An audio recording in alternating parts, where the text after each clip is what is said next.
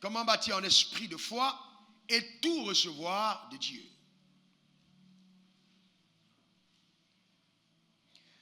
2 Corinthiens 1, verset 20.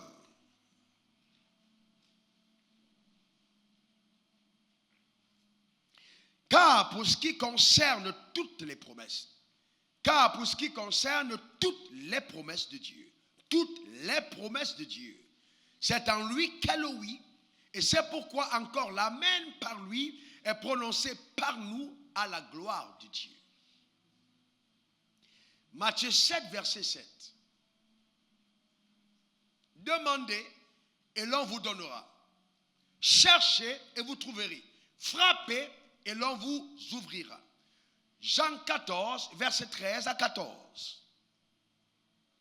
Et tout ce que vous demanderez, vraiment tout, ce que vous demanderez en mon nom, je le ferai afin que le Père soit glorifié dans le Fils. Marc 11, verset 24. Marc 11, verset 24. C'est pourquoi, je vous le dis, tout ce que vous demanderez en priant, croyez que vous l'avez reçu et vous le verrez s'accomplir. Jean 16, verset 23 à 24. En ce jour-là, vous ne m'interrogerez plus sur rien. En vérité, je vous le dis, ce que vous demanderez au Père, il vous le donnera en mon nom. Jusqu'à présent, vous n'avez rien demandé en mon nom.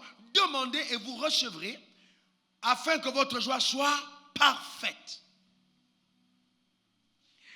Vous voyez, quand nous lisons ces textes, je sais que pour plusieurs de personnes qui m'écoutent en ce moment, ça ressemble juste à des phrases, à de belles phrases.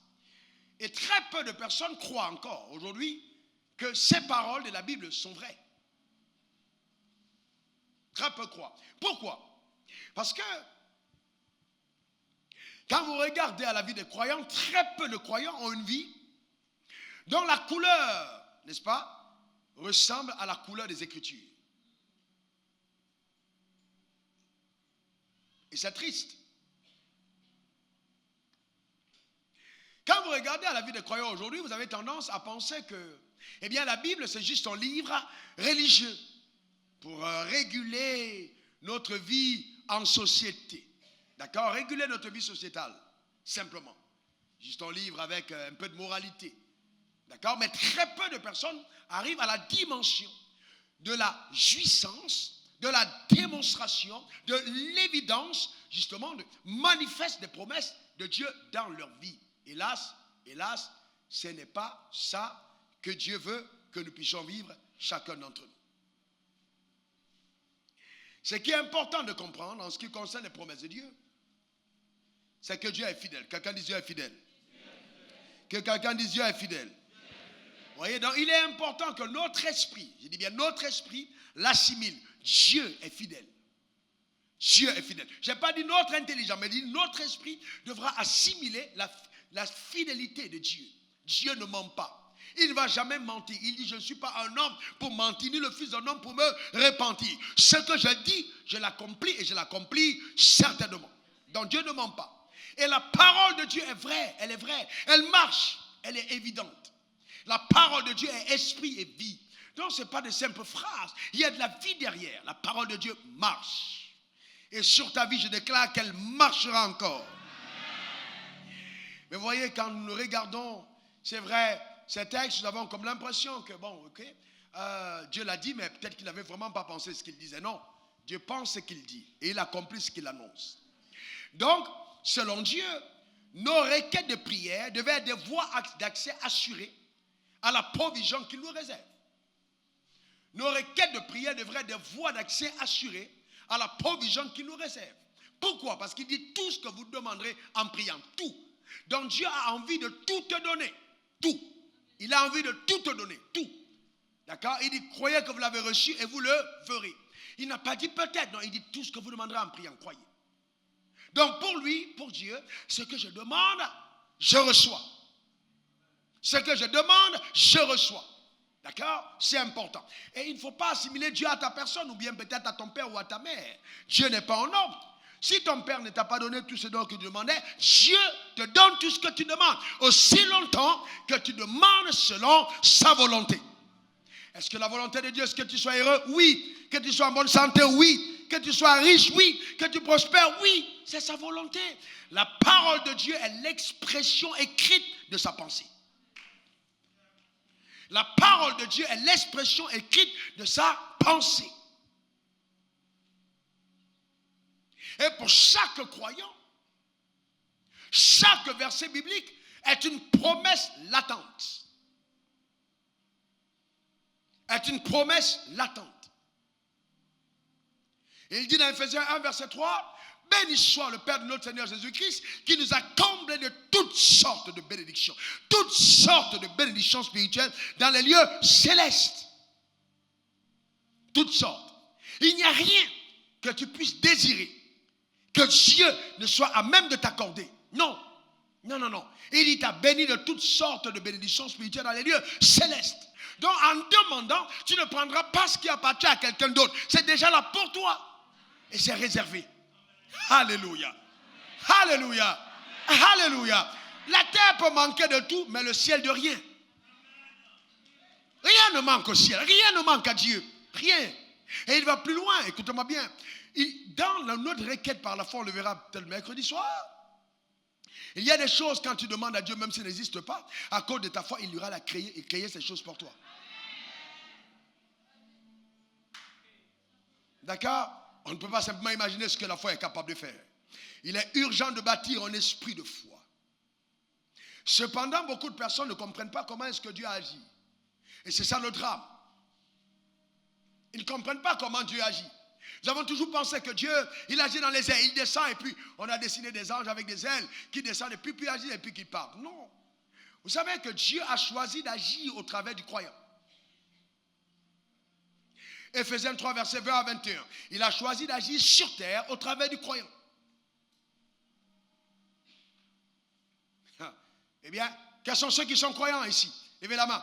Donc Dieu dit qu'il a choisi d'agir par toi. C'est extraordinaire, n'est-ce pas? Il a choisi d'agir par toi. Regardez ce que la Bible dit, Ephésiens 3, verset 20 à 21.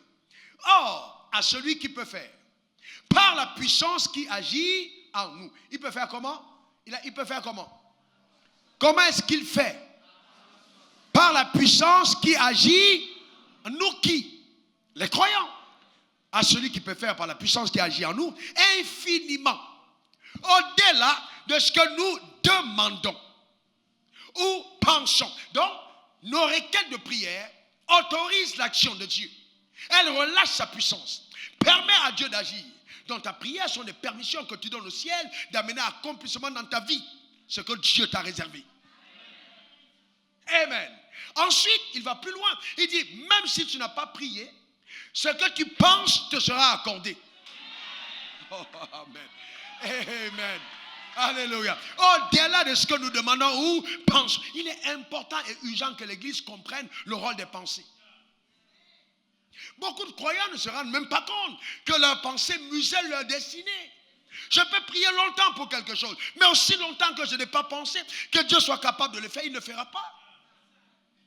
Ce n'est pas ce que je demande qui compte, c'est d'abord ce que je pense quand je demande. Et pour toute chose, je n'ai pas besoin de demander. Il y a des moments où ma pensée, et c'est comme des requêtes posées au devant du trône de Dieu par mon esprit. Parce que l'être humain est tridimensionnel. Quand je parle seulement, j'exprime dans le monde physique. Mais quand je pense, je parle dans le monde surnaturel. Donc tes pensées émettent des voix audibles par le trône de Dieu. C'est pourquoi on dit, aime le Seigneur ton Dieu de tout ton cœur, de toute ton âme, de toute ta force et de toute ta pensée. Donc quand tu penses même sur toi, Lisa, oh si Dieu me visite, j'apporterai telle offrande. Dieu n'a pas besoin que tu pries parce que cette pensée réjouit déjà son cœur. Je témoignerai que Dieu m'a guéri. Je témoignerai que Dieu m'a délivré. Je témoignerai que Dieu m'a béni. Cette pensée déjà est suffisante pour que Dieu intervienne dans ta vie. Il peut faire infiniment au-delà. Et quand il intervient, L'exaucement surpasse ce que ta pensée était capable de décrire. Il t'étonne dans ta manière d'agir. Tu t'as dit, je vais t'élever. Et tu penses à l'élévation. Mais le jour où il te lève, toi-même, tu es spectateur de miracles. Tu es ébahi par ce que Dieu va faire. Parce que quand il agit à partir de sa force. Et ce miracle de Dieu ressemble toujours à Dieu et pas à l'homme à qui le miracle est accordé. Et le Dieu que nous servons est très grand. Et bien cependant, on a deux types de croyants, deux catégories majeures de croyants. On a une première catégorie, et ça, c'est des croyants que la religion a façonné durablement. Ils pensent que Dieu est responsable de tout ce qui leur arrive dans la vie, soit en bien ou en mal. Seigneur, si je suis malade, c'est ta volonté. Alléluia. Seigneur, je porte ma croix et je te suis. Seigneur, si mes affaires ne marchent pas, c'est ta volonté. Si me tues en me battant, c'est ta volonté. Est-ce que quelqu'un comprend de quoi je parle? Eh bien oui. Donc ces croyants remettent entre les mains de Dieu, traitent Dieu de responsable de tout ce qui leur arrive. Et ils ne comprennent pas que ce n'est pas la pensée de Dieu. Non. Dieu n'a pas voulu que les choses se passent ainsi. En fait, dans le plan de Dieu, il a tout remis entre tes mains. Il ne faut pas oublier que le Père remet tout entre les mains du Fils. Donc, tu es la première personne responsable de ce qui t'arrive. Et ces croyants, vous les entendez parler du mot grâce. Oh, c'est la grâce, c'est la grâce de Dieu. C'est pas la grâce. Mon frère, c'est la grâce. Si tu réussis à faire ce que tu fais, c'est la grâce. Et vous voyez, on a pris le mot grâce pour justifier le mot paresse. D'accord? Inaction. D'accord? Médiocrité. La grâce. Et vous voyez, les croyants pensent que quand Dieu va intervenir dans ta vie, il va juste venir dans ta maison et puis te donne tout ce qu'il faut, tu n'as rien à faire. C'est pas vrai. Hein? C'est pas vrai du tout. Aussi longtemps qu'on est enseigné ainsi, on passe à côté de ce que le ciel nous réserve. C'est un mensonge. C'est pas vrai. Ce n'est pas vrai du tout. Pourquoi? Regardez ce que la Bible dit concernant la grâce. Éphésiens 2, verset 8. Il est écrit que nous sommes sauvés par la grâce. Ce n'est pas la grâce que vous êtes sauvés. La Bible dit grâce. Quand on parle de grâce, on parle de faveur. Quelqu'un dit faveur. Quelqu'un dit encore faveur. Quelqu'un dit encore faveur. Et c'est aussi une capacité que Dieu donne.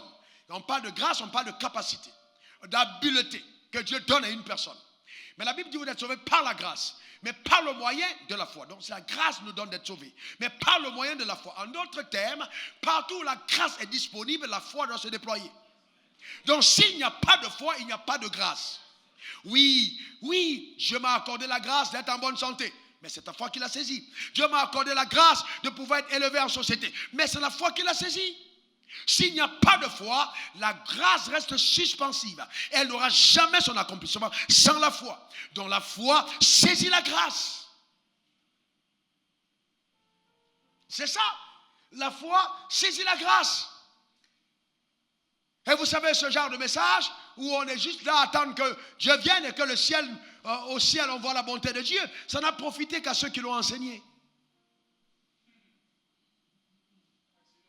Ça n'a profité qu'à eux, mais pas à l'église. Non, Jésus même a dit, Matthieu 8, verset 13, qu'il te soit fait selon ta foi.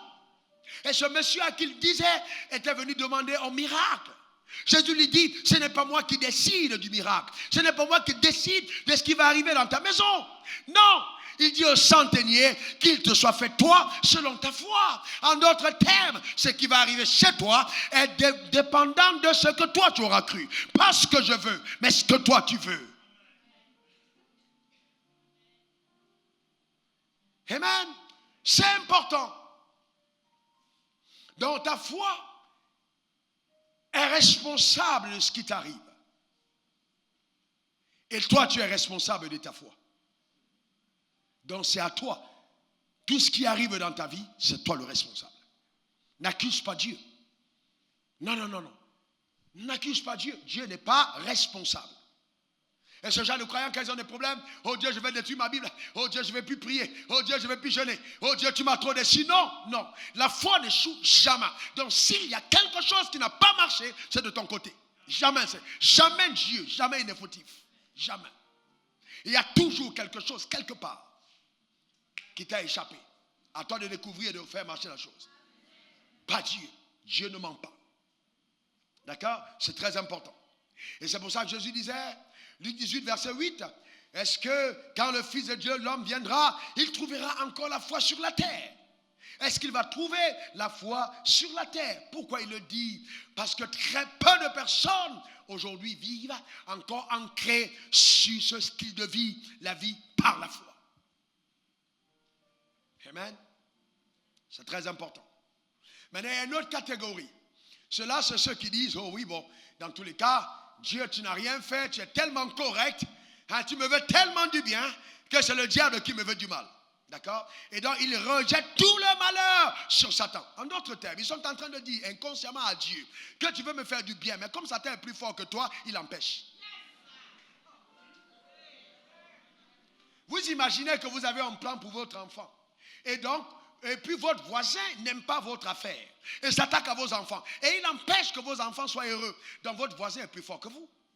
Donc quand vous dites tout le temps, c'est Satan, vous êtes en train de dire à Dieu que Dieu est plus petit que le diable. Et que le diable peut décider du sort d'un enfant de Dieu. Impossible. Non. Maintenant, regardez attentivement. On va aller un peu dans le sens de la réflexion. On va réfléchir un moment. Parce que réfléchir, c'est important. Vous voyez, il y a un seul diable. Il y a plusieurs démons. Il y a aujourd'hui environ 7 milliards de personnes sur Terre. 7 milliards. Donc si Satan veut faire le tour de la Terre et attaquer chacun pendant 2 minutes, il prendra plus de 1000 ans pour atteindre son objectif. Donc dans les 2000 ans qu'il y a eu après Jésus ne suffiront pas. Il faut encore plusieurs années pour qu'il y ait de maison en maison. Mais entre-temps, certains seront déjà partis et peut-être Jésus serait revenu. Donc, on va terminer notre vie sur terre. Il y a très peu de maisons où Satan se montrera. Satan n'est pas intéressé à se montrer dans la vie des personnes qui ont déjà été muselées par leurs pensées. Aussi longtemps que ton système de pensée te maintient captif, ton système de pensée participe à ta captivité. Satan n'a plus besoin d'être là. Ce sont des menottes qui t'empêchent de pouvoir jouir de ce que le ciel te réserve. Il n'y a que les personnes qui se libèrent de leur système de pensée et commencent à émerger qui attirent l'attention du diable. Le diable n'entrera pas dans toutes les maisons. S'il a porté Jésus pour le mettre sur le sommet, c'est parce que Jésus, après 40 jours de jeûne, il s'est rendu compte que la main de Dieu était sur ce jeune homme, il fallait faire quelque chose. Ce n'est pas tout le monde qui voit le diable. De deux, oh oui, les démons m'ont attaqué. Ok. Donc si on dit que les démons nous ont attaqué, ça veut dire qu'il y a au moins 7 milliards de démons. Figé pour chaque personne. Si on parle d'esprit familier, qui a un esprit familier derrière chaque personne, il y a au moins 7 milliards. Soit, on n'a aucune référence biblique qui donne le contraire ou pas. Acceptons qu'il y ait 7 milliards. Ou bien plus, ou bien 14 milliards, ou 21 milliards de démons. Ce n'est pas grave. Les 21 milliards de démons sont les mêmes 21 milliards qu'il y avait quand Adam a été créé. Parce que Dieu n'a pas voulu que les anges se reproduisent. Il n'y a que les hommes qui se reproduisent. Les anges ne font pas les rapports sexuels et puis se reproduisent. Donc comme les démons sont des anges déchus, il n'y a pas de reproduction des démons. Donc ça veut dire que si quelqu'un dit « j'ai tué un démon, il est mort », il ne revient pas à la vie. Donc les démons qu'on a bombardés, qu'on a fusillés, qu'on a trucs, normalement devaient être morts depuis longtemps. Mais bon, écoutez, donc, ça c'est un autre débat. Parce qu'on les a tués, on les a lapidés, on leur a cassé les ailes, mais apparemment ils volent toujours. Est-ce que quelqu'un comprend? Donc ça veut dire que certaines de nos prières que nous faisons sont soit stupides, soit Satan est trop fort. Voyez-vous? Parce qu'on a brûlé, on a cassé, on a bombardé, etc. Et puis tapez les mains. Et les gens ont tapé. Ce n'est pas le démon qui a eu mal, c'est la pomme qui a eu mal. D'accord? Et c'est exactement ce qui s'est passé. Et donc nous, comme nous avons déjà développé la conscience de ce que le diable est en train de nous attaquer, alors on est là, et ça semble être tellement dynamique. Mais c'est tellement stupide. Parce que derrière, il y a beaucoup d'ignorance. Revenons en arrière. Les démons ne se multiplient pas. Donc le premier homme créé, il s'appelait comment? Adam. Quand Dieu lui dit, il le met dans le jardin afin qu'il le cultive et qu'il le garde. Et Dieu le bénit, il dit domine. Il a dit quoi? Domine. Il a dit quoi? Non, il n'a pas dit règne. Non, il dit domine. La domination, c'est un mot militaire qu'on donne pour dire qu'il y aura des combats, mais mettons au-dessus. Quand on dit domine, c'est dit mate, écrase, soumets à ton autorité. Garde sous ton pouvoir ces rebelles qu'il y aura sur terre. Je t'ai mis dans un environnement où je sais que ça t'est arrivé avant toi. Mais toi, tu as le potentiel, domine. Est-ce que quelqu'un comprend de quoi je parle? Et je vais vous dire une chose, quand Adam arrive, il attire l'attention de Satan et de tout l'enfer. Donc aux yeux de Dieu, s'il a laissé Adam seul pendant longtemps avant que sa femme ne vienne, c'est qu'un seul homme sur terre est capable de régler le problème de tout l'enfer. Ton amen m'embête. Un Un seul homme est capable de régler le problème de tout l'enfer. Donc si on te prend et on te met en enfer, en plein milieu des festivités aux enfers, l'enfer s'arrête de danser parce que la solution à son problème est en enfer. Oh. Quelqu'un ne comprend pas de quoi je parle. Mais c'est sérieux. Si cette révélation est dans ton cœur, je te garantis que Satan ne te fera plus jamais peur. Jamais plus. Il y a des gens qui sont là, vous les voyez, ils ont comme l'impression que bon voilà, et dès qu'on dit Satan, non. Et chaque fois que Dieu t'avertit d'une situation qui arrive, ce n'est pas pour qu'elle arrive. Il te redonne la responsabilité de décider de ce que tu veux voir. Donc si Dieu me dit je vais mourir, je ne mourrai pas. Dieu s'est obligé de me cacher le jour de ma mort. Sinon je refuserai de mourir. Et il sera obligé de m'accorder des jours. Pourquoi? Parce que dans la loi divine, ta foi est ce qui autorise l'action du ciel. Donc tu peux dire au ciel, je ne suis pas d'accord, et le ciel s'aligne sur ton désaccord. C'est jusqu'où on est capable d'agir. Mais vous voyez, pour les gens, il est prétentieux ce jeune homme. Non, je sais de quoi je parle. C'est comme ça que ça marche. Récemment, comme on prépare un voyage sur les Antilles et sur la France, vous savez, le monde spirituel, le diable existe, hein, ses œuvres aussi. Aux environs de 5h30 du matin, je me suis couché vers 4h45 par là. Et puis, je commençais à dormir. Quand j'ai eu une parole, je savais que ça sur le Saint-Esprit, on va te refuser le visa et on te donnera une petite période juste pour aller et venir pour la Martinique. Et donc, le visa, ça dit celui de la France. Donc, j'ai dit, mais comment est-ce possible? Donc, et ce jour-là, je me réveille, je me lève. J'ai deux solutions. Soit je me tiens debout et puis je commence à prier, à déclarer et tout. J'ai dit non. Si ce n'est qu'une question de visage, je connais moi sur quoi m'appuyer. Je lève ma main couchée sur, je lève ma main vers le ciel et puis je commence à prendre des décrets. Je déclare, moi je suis un serviteur du Très-Haut. J'ai été envoyé par Dieu pour annoncer la parole à toute la création. Donc, le monde est mon héritage. Aucun homme n'a la capacité de m'interdire d'avoir le visa pour aller où je vais aller. Donc maintenant, je demande à cet homme ou à cette femme qui va donner le visa de changer sa décision et de m'accorder le visa. Est-ce que quelqu'un comprend? Et je me suis recouché. Mais exactement 2 jours après, mon passeport est revenu. Ça veut dire que ça a été décidé le matin où j'ai prié. Et quand il est arrivé, au lieu de 2 ans qu'on me donne habituellement, on a donné 4.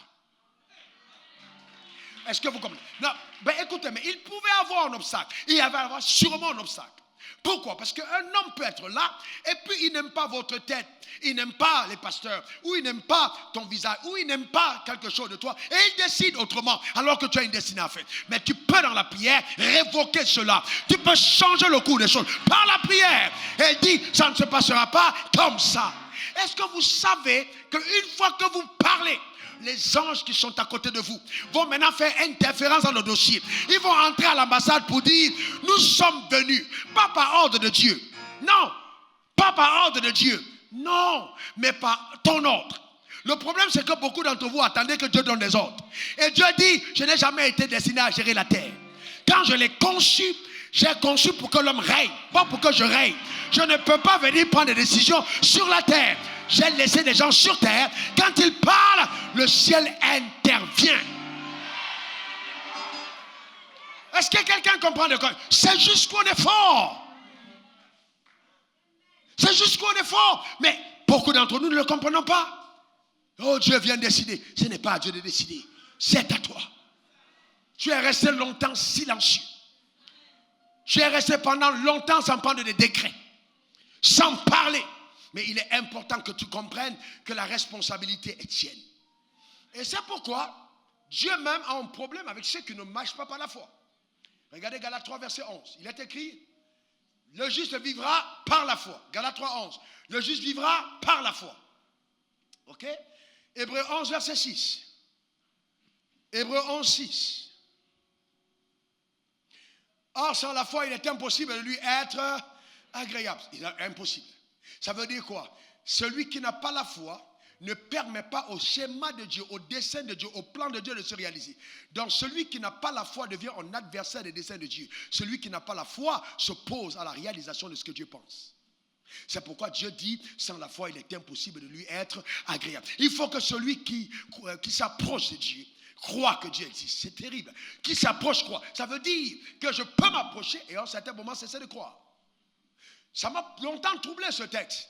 Qui s'approche croit. Mais j'ai dit, mais Dieu, comment on peut s'approcher de toi et on ne croit pas que tu existes? Il dit, fils, c'est aussi simple. Vous venez à l'église, vous levez les mains, vous dites que j'existe, mais dès que vous avez un problème à la dent, le premier réflexe, c'est le dentiste. Donc vous vous approchez de moi, mais vous ne croyez pas que j'existe. Et que je suis capable de vous rémunérer, capable d'intervenir. D'accord? Dès que vous avez un petit problème, vous allez emprunter l'argent à gauche, à droite. Est-ce que j'existe vraiment? Est-ce que pour vous, vous êtes conscient de ma présence et de ma capacité à agir en votre faveur? Voyez-vous, c'est ça. Et qu'il est le rémunérateur de ceux qui le cherchent. Donc, normalement, quelqu'un qui va à l'église ne devrait pas mener une vie en dessous de quelqu'un qui n'y va pas. Impossible.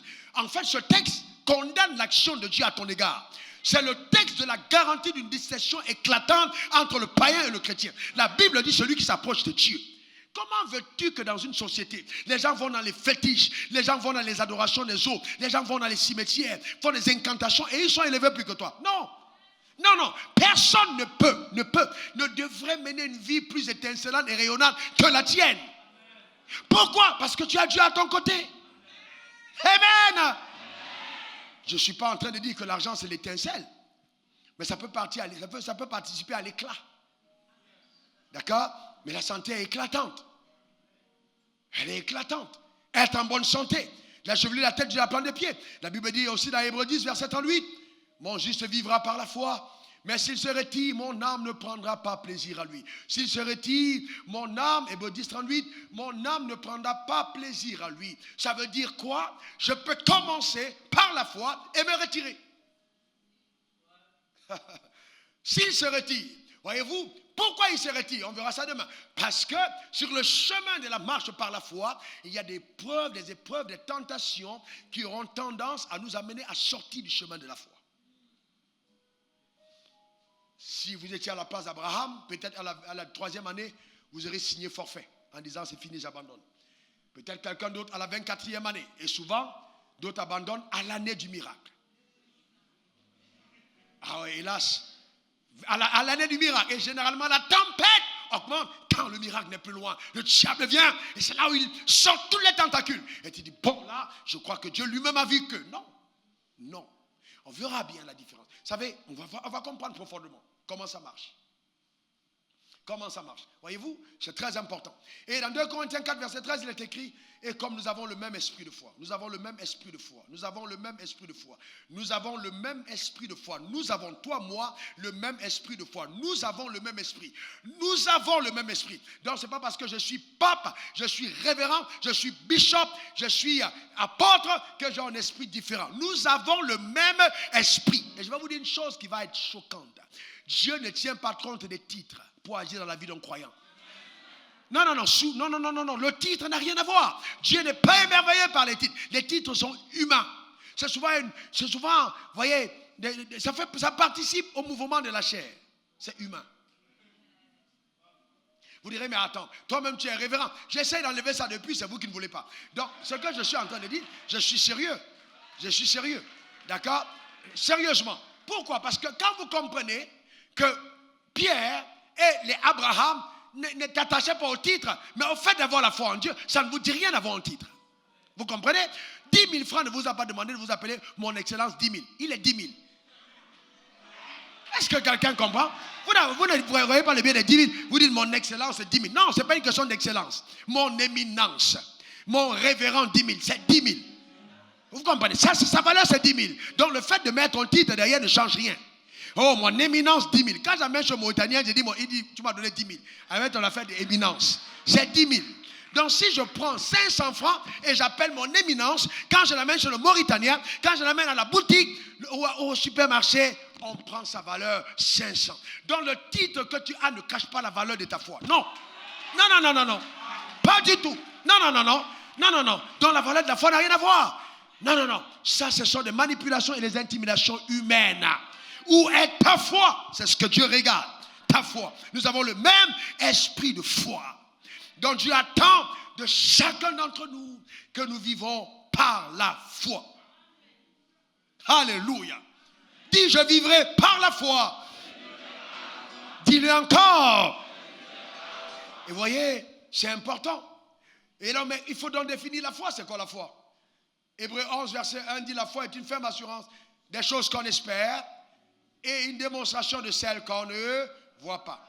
D'accord? Une ferme assurance des choses qu'on espère, une démonstration de celles qu'on ne voit pas. Donc la première définition qu'on tire de ça, c'est que la foi est une confiance totale en Dieu qui est démontrée. Confiance totale qui est démontrée. Confiance totale qui est démontrée. En d'autres termes, la démonstration de ta foi prouve que ta foi existe. En d'autres termes, révérend, ça veut dire que tant qu'il n'y a pas de preuve, il n'y a pas de foi.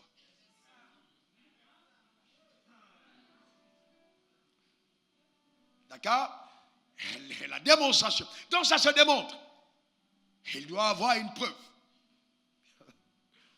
D'accord? C'est très important.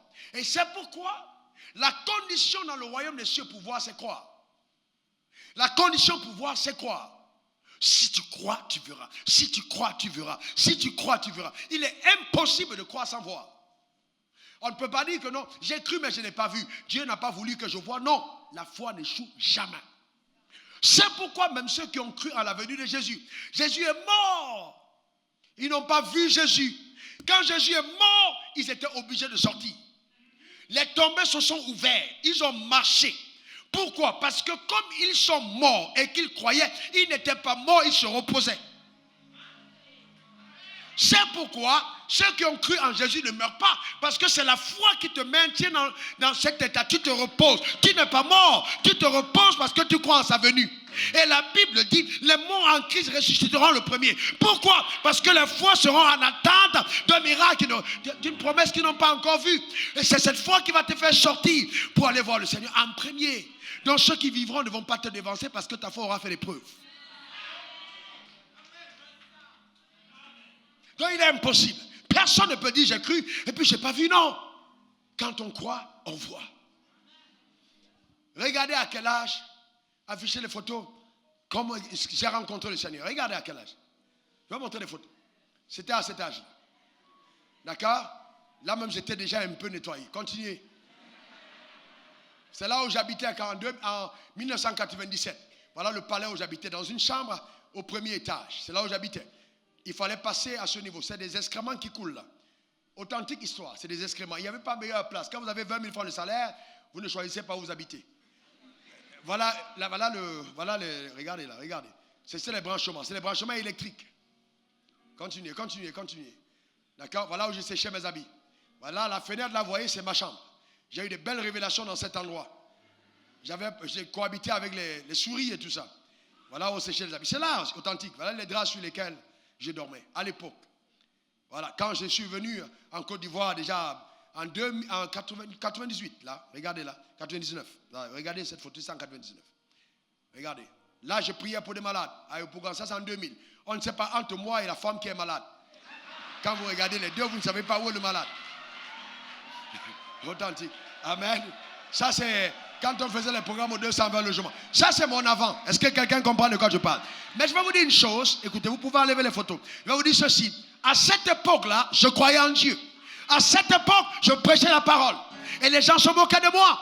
Ils disaient non, mais il est fou celui-là. Ça ne marche pas. Il insultait. Mais vous savez quoi? Il y a un processus. Il y a un processus. Quand vous croyez en Dieu aujourd'hui, vous finissez toujours par voir demain. Toujours par voir. Toujours. Est-ce que vous comprenez? Toujours. Et quand Dieu intervient, c'est tellement épatant que les gens auront tendance à dire, elle a mis sa main quelque part. Parce que le miracle de Dieu ne ressemble pas aux œuvres des hommes. Jamais. Ça va toujours épater. Mais comment un homme comme elle, comment une femme comme elle, chaque fois que Dieu agit, la question comment accompagne ton témoignage.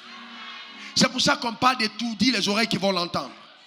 Comment vous imaginez qu'une personne en France, une personne, parce que vous dites c'est 1 million, c'est 1 million. 1 million, une personne qui ne m'a jamais vu, qui ne m'a jamais salué, qui m'a fait qu'écouter, appelle pour dire, Dieu m'a mis à cœur de lui donner 1 million d'euros. 1 million. 655 millions 500 000. 650. Vous allez économiser en tant que cadre de combien d'années? Vous allez mourir sans, même vos petits-enfants. On met un cumul sur 1000 ans, vous n'avez pas ce montant. Une seule personne décide dans son coin et donne ça à cet homme. Je sème ça dans sa vie. Pourquoi? Parce que Dieu est derrière.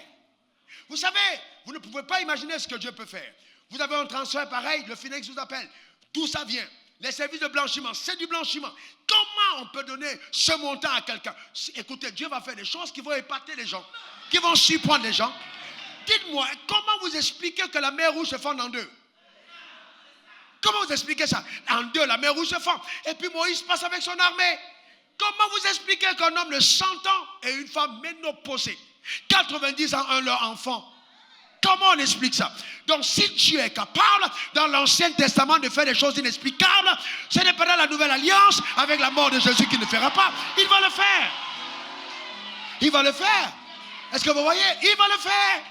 Le vrai problème, c'est qu'on n'a pas de personnes qui croient en Dieu. Il faut croire en Dieu. Dieu est capable des choses les plus émerveillantes. Il faut croire en Dieu. Il m'a dit, non, pasteur, je ne dors pas, je suis tourmenté. J'ai entendu ça plusieurs fois. J'ai dit, à partir d'aujourd'hui, c'est terminé les cauchemars. Tu vas entrer dans le sommeil reposant. Règle ton horloge parce que tu vas dormir au point où tu vas t'oublier dans le lit. Parce que les gens n'ont rien compris en ce qui concerne la foi. Si vous bâtissez votre vie à commander et à attendre des offrandes des gens, alors vous êtes en train de prêcher des messages pour juste émerveiller. Il faut bâtir la foi. Il faut que les gens croient en Dieu, véritablement, sérieusement. Et qu'on sorte de... il n'y a pas de bébétillage, c'est un mot que j'ai créé moi-même. Des affaires d'enfants puériles. Est-ce que quelqu'un comprend de quoi je parle? Pour marcher dans la dynamique de Dieu. C'est de ça qu'il s'agit. C'est de ça qu'il s'agit. Oh non, on ne comprend pas comment, je ne comprends pas. Lui-même là, il est arrivé ici, il était tout... Mais c'est ce que Dieu fait. Je n'ai pas honte de dire, j'ai dormi à la Gastif. J'ai dormi là-bas, j'étais avec les réfugiés. Ils sont là. C'est pas ils sont là. J'ai dormi avec eux. Dieu, mais quand je dormais là-bas, je ne savais pas ce que Dieu était capable de faire. Mais je croyais qu'il va faire quelque chose. Mais la Bible dit il agit infiniment au-delà de ce que vous imaginez. Si vous m'aviez dit un jour que je pouvais être là où je suis, je n'allais pas croire. Quoi? Non, je ne pouvais pas croire. Non, je ne pouvais pas imaginer que dans les palais, on va me recevoir, que les rois, même dans les pays musulmans, vont demander à me voir pour avoir ma sagesse. Qui je pourrais penser ça où? Jamais. Mais Dieu est capable d'agir infiniment, au-delà, infiniment. Je vois Dieu te porter dans les hauteurs les plus insoupçonnées. Je vois Dieu t'amener à des dimensions les plus remarquables. Amen. Dieu est capable de le faire. Amen. Je me rappelle cette jeune dame. Vous avez la foi et une confiance totale en Dieu qui a démontré. Cette dame musulmane au marché en Sierra Leone à l'évangélisation. Son enfant est paralysé depuis 14 ans. Et elle vient entendre parler de Jésus. Elle donne sa vie au Seigneur, elle raconte son histoire. Il était déjà midi, j'étais fatigué. On prêchait le soir une croisade. Je lui ai dit, bon écoute, voici ce que la Bible dit, voici les signes qui accompagneront ceux qui auront cru. C'est ce que la Bible dit, les signes accompagnent ceux qui ont cru. On n'a pas dit les signes qui accompagnent ceux qui ont cru, qui ont fait l'école du dimanche, qui sont devenus anciens, qui sont diacres, qui sont... non, les signes accompagnent ceux qui ont cru. Et je me suis rendu compte que généralement, les gens sont davantage engagés dans la foi quand ils n'ont pas compris ce que c'est que les titres et les responsabilités. Il y a beaucoup de personnes dans l'église qui se réfugient sur leur titre, mais qui n'ont plus jamais de communion pour la foi.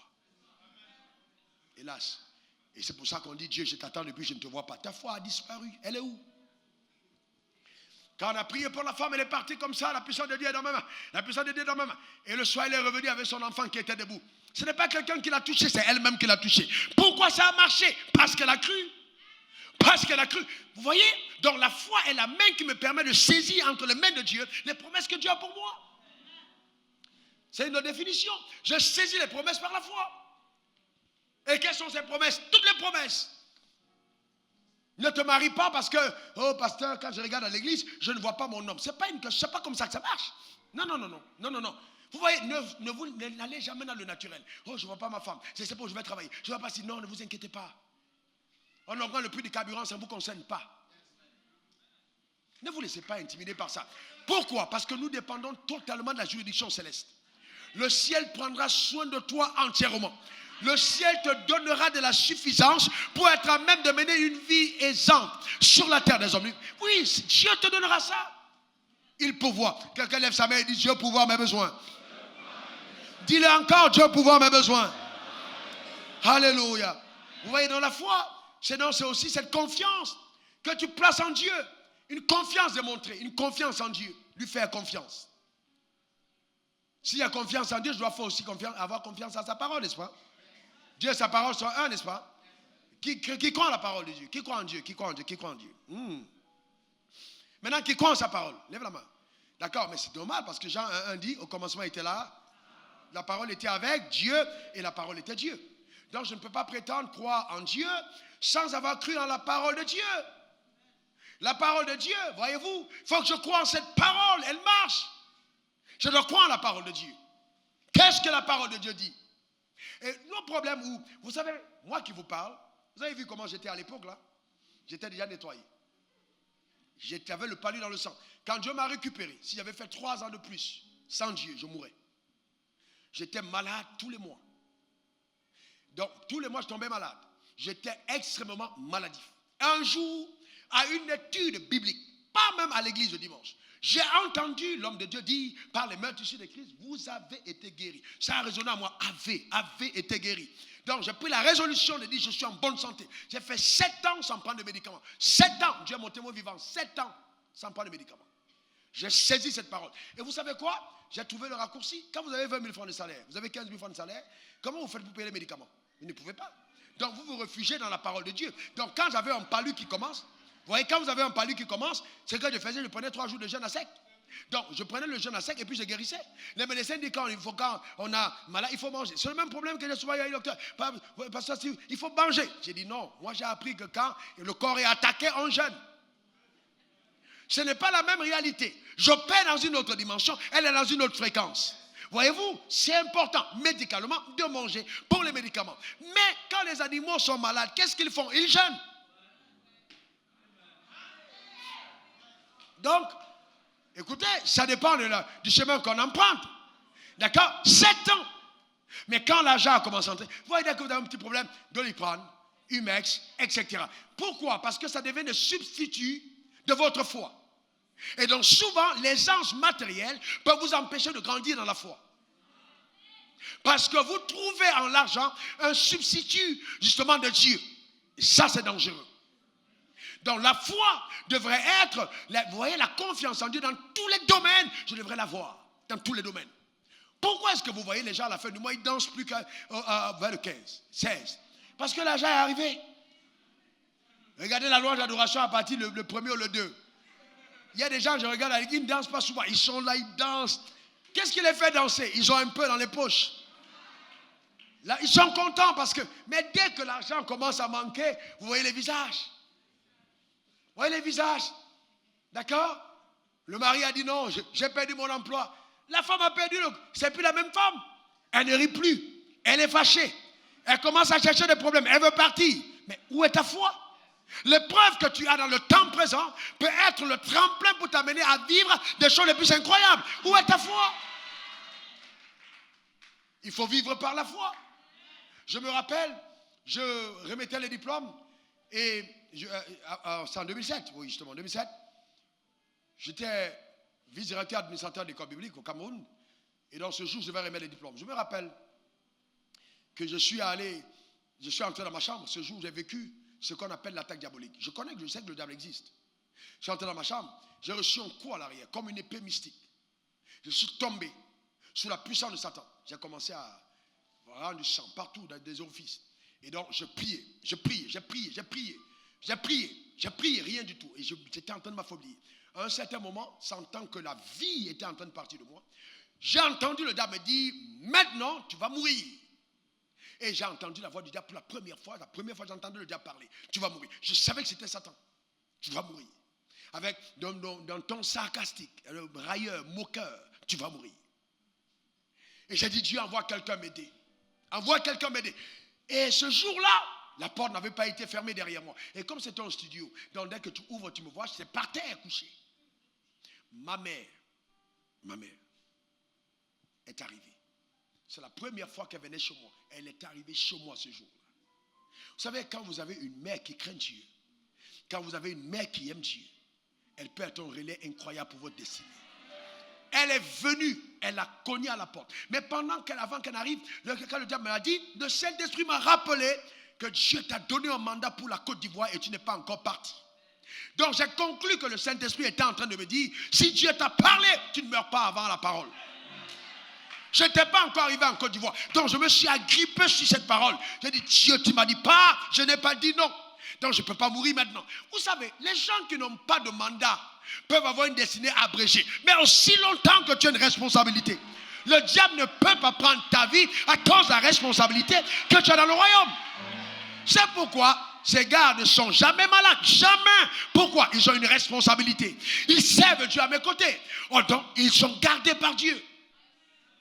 Alors qu'il y a des gens qui sont là tout le temps. Oh, je suis malade, je suis couché. Pourquoi? Parce que votre vie ne sert à rien. Donc elle est légalement attaquable. Parce qu'elle ne sert à rien. J'ai dit à Satan, je ne mourrai pas. Tu mens, Satan. Quand ma mère est venue me prendre, elle m'a mis dans le taxi. Le gars s'est tourné, l'a regardé, il a dit, madame, courage. Comme pour lui dire, c'est fini. Ce gars, on ne peut plus rien faire. Je réunis mes forces. Et j'ai dit au gars, je ne mourrai pas. Tu mens. Et vous savez, ne permettez à personne de parler sur votre vie. Ne permettez à personne de dire n'importe quoi. Non. Non. Même si tu n'as rien, n'en as rien. Et que quelqu'un t'appelle un rieneux, maudit cette parole, brise-la, détruis-la, ne permet à personne de le dire. Jamais. Amen. Le président de la République, il allait à l'école avec les autres. Souvent même avec une culotte qui n'était pas repassée. Et même peut-être des chaussures percées. Ça ne change pas le fait qu'il ait une destinée. Si dans le monde on voit des histoires pareilles, il n'y a plus forte raison toi. Tu marches avec le Dieu créateur de l'univers. Et non, ne crie pas simplement. Il faut que tu prennes conscience. Il décide d'habiter la terre. Mais pas de maison faite de main d'homme parce qu'il trouve que l'argent et les bois, tout ça, ce n'est pas assez précieux. Il se miniaturise. Il décide d'avoir une résidence corporelle, de descendre habiter en toi. Quand tu marches le matin, il est dedans. Tu dors, il est dedans. Tu te lèves, il est dedans. Et puis tu dis qu'un homme pareil va échouer. Qui es-tu posé dire qu'un homme pareil ne peut pas réussir? Est-ce que quelqu'un comprend de quoi je parle? Comment peux-tu avoir reçu un cycle en Dieu et penser que ta vie ne réussira pas? Le problème, c'est la foi. C'est pas possible que quelqu'un dise je réussirai. Dis-le encore, je réussirai. Il ne faut pas avoir peur de le dire. C'est pas parce que tu habites en Dokwa, etc., un quartier qui peut-être aux yeux des hommes est mal famé, que tu penseras que ta destinée est mal famée. Non. Dieu fait souvent des choses incroyables. Il te donne l'inverse de ce qu'il te réserve. C'est-à-dire quand il te prépare à une vie de santé forte, il te fait connaître la maladie avant. Aujourd'hui, je suis rayonnant en bonne santé. Si on prend un jeune homme de 35 ans ou 30 ans, et quand je mets ensemble pour courir, il ne va pas tenir 5 minutes. Dieu a renouvelé jusqu'aux cellules.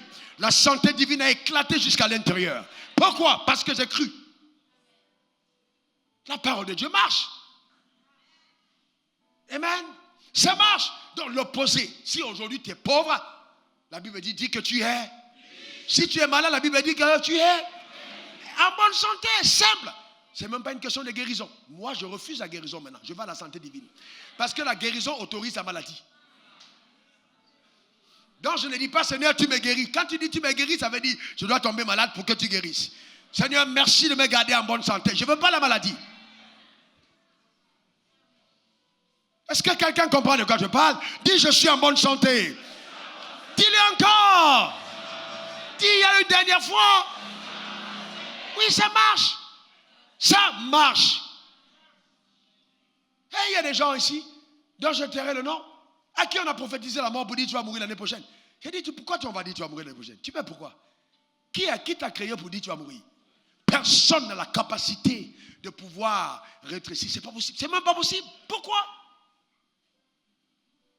Ta foi. Parce que la foi est l'élément qui nous a permis d'entrer dans le royaume des cieux. Si tu n'avais pas la foi, tu n'aurais pas été sauvé. Éphésiens 2, verset 8. Éphésiens 2, verset 8. La Bible dit, c'est par la grâce que nous sommes sauvés. Éphésiens 2, 8. C'est par la grâce que nous sommes sauvés. Par le moyen de la foi. Voyez-vous? Par le moyen de la foi. Et cela ne vient pas de vous. Donc, si vous voulez obtenir les choses qui ne viennent pas de vous, mais qui sont des dons de Dieu, déployez votre foi. Votre foi vous permet de saisir les choses que Dieu vous réserve. Et le plus grand miracle que Dieu réserve aux hommes s'appelle le salut. On est d'accord? Qui est d'accord? Parce que le plus grand miracle, ce n'est pas l'argent. L'argent, on peut te donner ça d'autres moyens. D'accord? La santé, tu peux l'avoir avec les médecins. Mais le salut, personne ne te le donne en dehors de Dieu. Donc, c'est le plus grand miracle. Donc, ça veut dire que si quelqu'un d'entre vous dit, je suis né de nouveau, ça veut dire que tu as expérimenté dans ta vie le plus grand miracle qu'on n'a jamais expérimenté, le salut. Laissez-moi vous reparler un peu en quelques mots du salut. Le salut, quand tu as déployé ta foi, Dieu a écrit ton nom dans le livre de vie. De deux, il t'a pris des ténèbres, il t'a mis dans la lumière.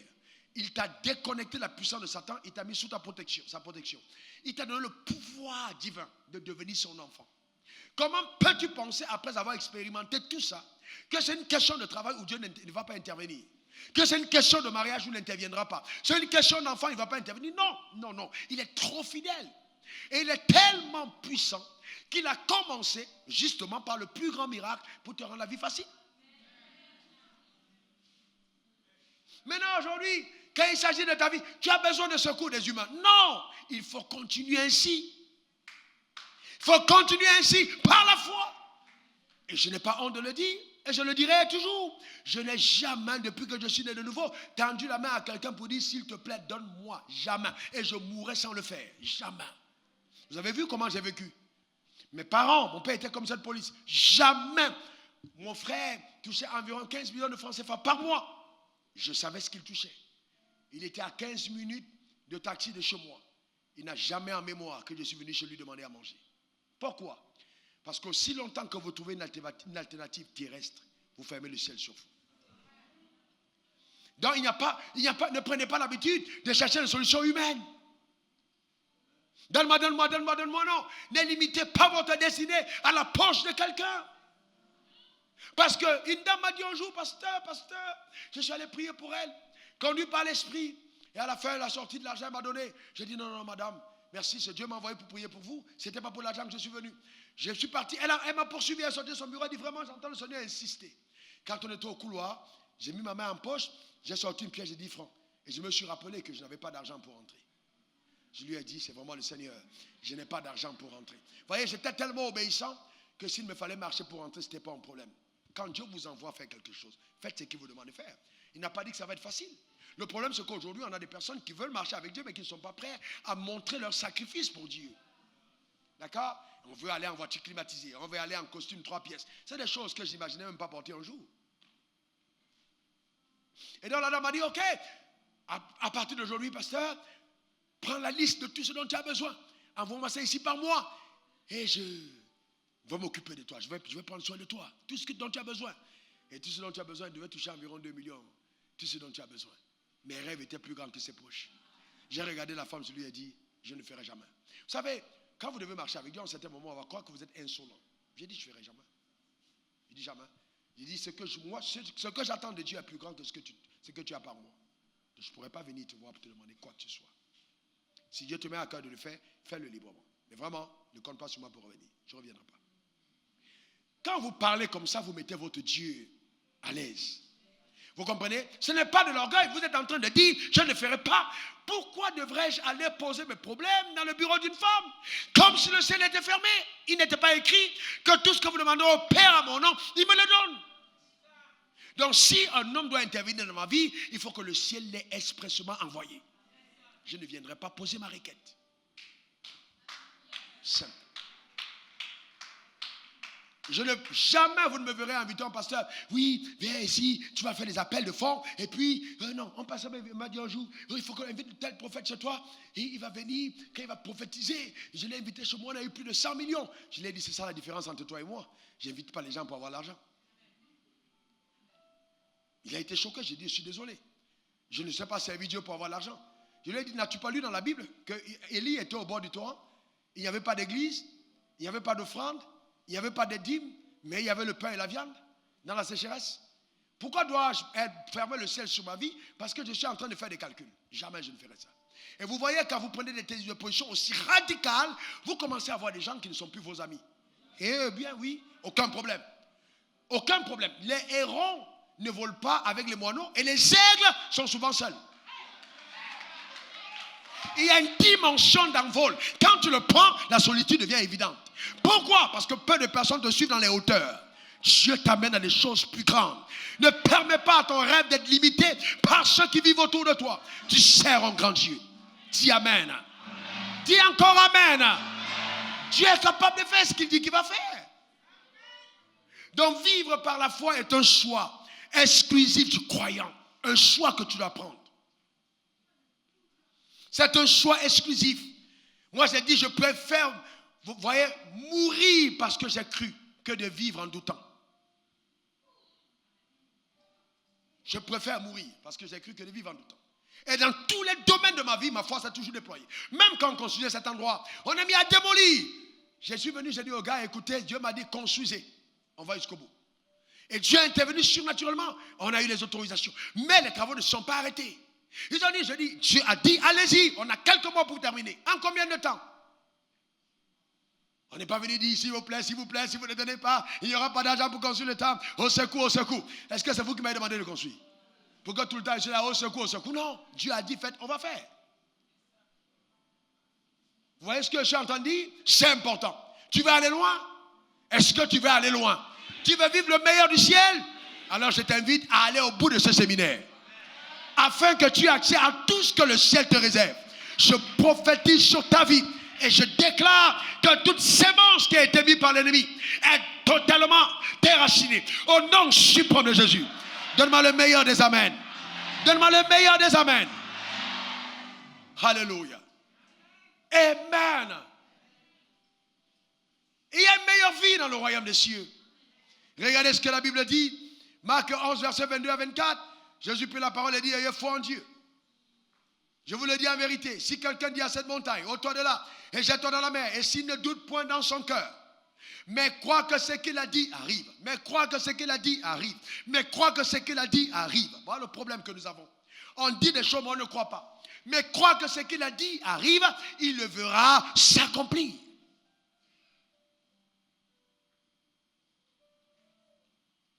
Il le verra s'accomplir. Oh, moi je n'ai pas beaucoup d'argent. Non, il faut avoir beaucoup de foi. D'accord? C'est important. Je vous dis des choses que je vis. Que je vis. Pas des choses, je dis vous des choses que je vis. Un autre jour, je vais dans une église prêcher à Paris. Et puis le pasteur me dit, prends ton billet d'avion et puis on va te rembourser. Bon, vous savez, il y a toujours des gens qui sont malhonnêtes malgré les titres qu'ils portent. Je n'arrive pas à comprendre. Je suis arrivé, j'ai prêché et puis je me suis logé à l'hôtel. Le moment de partir, il vient me voir, il me donne, je crois, 500 €. Même les frais d'hôtel, ça ne payait pas. Il dit, frère, on a eu des problèmes. On a eu des problèmes, on était hyper endettés. J'ai dit, mais et mon billet d'avion? Il dit, vraiment, c'était compliqué. J'ai regardé le frère. J'ai regardé le frère. Vous savez, sous le froid. Il a attendu le bon moment. Il fait froid. Je ne suis pas habitué au froid. On est là sous le froid. J'ai laissé le frère. J'ai dit, si je parle, je peux le maudire. J'ai regardé le frère. J'ai dit, garde tes 500 €. Dieu te bénisse. Je suis entré. J'étais déçu.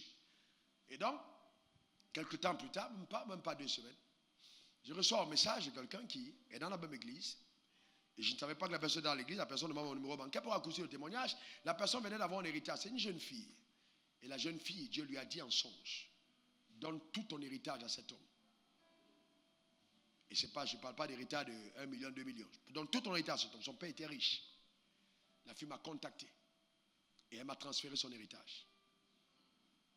Quand je lui ai demandé, tu es dans quelle église? Je vais prier pour toi. Elle m'a dit, la même église où le pasteur disait, on a trop de problèmes. La même église. J'ai dit, bon, je vais dire à ton pasteur. Il dit, non, je ne veux surtout pas. J'ai dit, c'est Dieu qui te parle.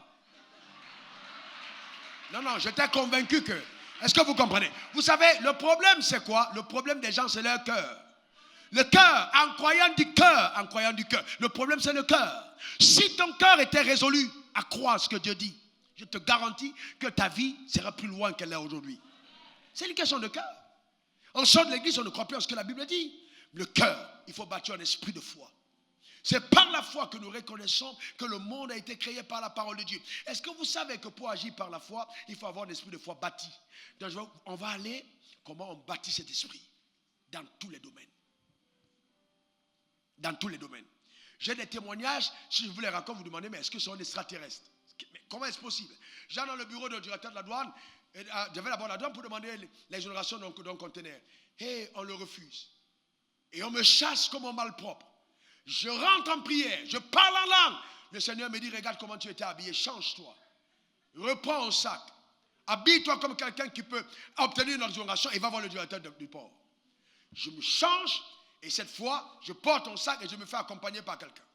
Quand j'arrive au secrétariat sans rendez-vous, directeur de la douane, je demande à voir le directeur. La dame, le temps qu'elle cherche à savoir qui je suis, je fonce vers la porte et je dis les seuls. Vous savez, il y a une manière, quand quelqu'un a de l'influence, il y a une manière. Vous voyez, quand vous savez qui vous êtes, il y a une manière de vous comporter. C'est pas, est-ce que non, pas en tremblant. Il est seul, madame, il est seul. Et puis, entre-temps, j'ai dit, appuyez sur la porte. Elle dit, oui, je suis entré. Et puis, le gars entre, je lui donne mon sac, il me donne le sac, et puis il ressort. Donc, quand vous entrez comme ça, le directeur du bureau de mon patron, lui-même, il se demande qui vous êtes. Est-ce que vous comprenez? Lui-même, il est intimidé.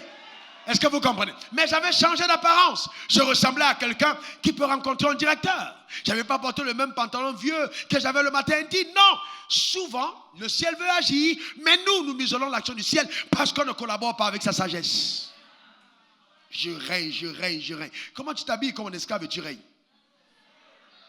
Quand l'argent veut venir chez toi, les billets s'arrêtent pour dire, est-ce qu'on s'est trompé? On doit aller où là? Parce que quand tu regardes, tu ne ressens pas à quelqu'un qui veut recevoir. Vous savez, on va parler de la foi, l'esprit de foi. Comment ça va changer même ton apparence. Jusqu'à ta coiffure. Jusqu'à comment est-ce que tes chaussures sont traitées. Pour opérer dans une autre dimension. Ton langage. Ta manière de faire. Amen. La foi. Quelqu'un dit, je suis en bonne santé. Et vous savez ce que j'ai dit au directeur? Parce que quoi? J'ai posé le truc, je lui ai dit, on m'a dit que tu es la seule personne qui peut m'accorder l'exonération. Je suis un serviteur de Dieu. Ce conteneur, c'est pour le service de Dieu. Que Dieu vous accorde sa faveur. J'ai commencé à lui parler de Dieu rapidement et j'ai mis le truc devant lui avec le bic à signer. C'était la première fois qu'il voit quelqu'un agir de la sorte. Il m'a regardé. Il m'a regardé. Il m'a dit, vous êtes pasteur, comment vous appelez? Il a surpris, il a signé. Il m'a donné, je suis parti avec. Je suis sorti. C'est la foi. Ah, que Dieu bénisse ton âme. Que Dieu bénisse ta vie. Que cette parole ait une œuvre profonde dans ton esprit. Et que par la puissance de Dieu, la foi qui doit habiter dans ton cœur, dans ton esprit, s'y trouve. Et que, de façon résolue, toi-même tu t'engages à entretenir cette foi.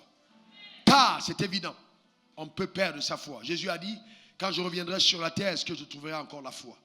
Que tu sois parmi les personnes avec qui et en qui on retrouvera la foi. Que Dieu te garde, que sa main soit sur toi au nom de Jésus. Dis Amen 3 fois. Amen. Merci Seigneur.